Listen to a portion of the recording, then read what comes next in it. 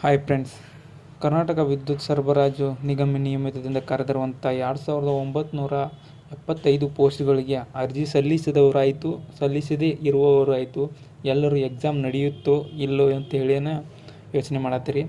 ಅದೇ ಥರ 21/1/2025 ಎಸ್ಟರ್ಡೇ ನಿನ್ನೆ ಕೇಸ್ ಇತ್ತು. ಆ ಕೇಸ್ ಏನಾಯ್ತು ಅಂತೇಳಿ ನಾವು ನೋಡೋಣ. ಅದಕ್ಕಿಂತ ಮುಂಚೆ ನಮ್ಮ ಚಾನಲ್ ನೀವು ಸಬ್ಸ್ಕ್ರೈಬ್ ಮಾಡ್ಕೊಳ್ಳಿ. ಅದೇ ಸರ್ ಲೈಕ್ ಮಾಡಿ, ಶೇರ್ ಮಾಡಿ, ಕಮೆಂಟ್ ಮಾಡಿ.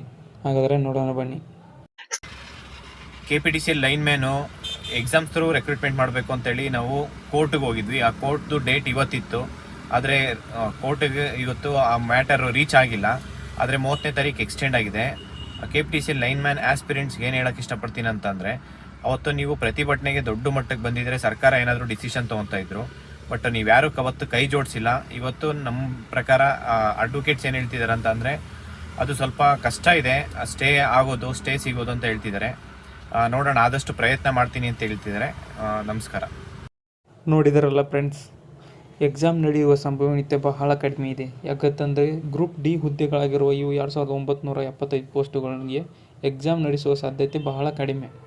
ಅದೇ ರೀತಿ ಈ ಕೇಸನ್ನು ಇವರು ಇದೇ ತಿಂಗಳು 30ನೇ ತಾರೀಕನ್ನು ಮುಂದೂಡಿದ್ದಾರೆ. ಅವತ್ತು ಕೇಸ್ ಏನಾಗುತ್ತೆ ಅಂತೇಳಿ ನೋಡೋಣ. ಇದೇ ಥರ ಹೆಚ್ಚಿನ ಮಾಹಿತಿಗಾಗಿ ನಮ್ಮ ಚಾನಲನ್ನು ಸಬ್ಸ್ಕ್ರೈಬ್ ಮಾಡ್ಕೊಳ್ಳಿ. ಹಾಗೆ ಈ ವಿಷಯನ ನಿಮ್ಮ ಸ್ನೇಹಿತರಿಗೆ ಶೇರ್ ಮಾಡಿ. ಧನ್ಯವಾದಗಳು ಫ್ರೆಂಡ್ಸ್.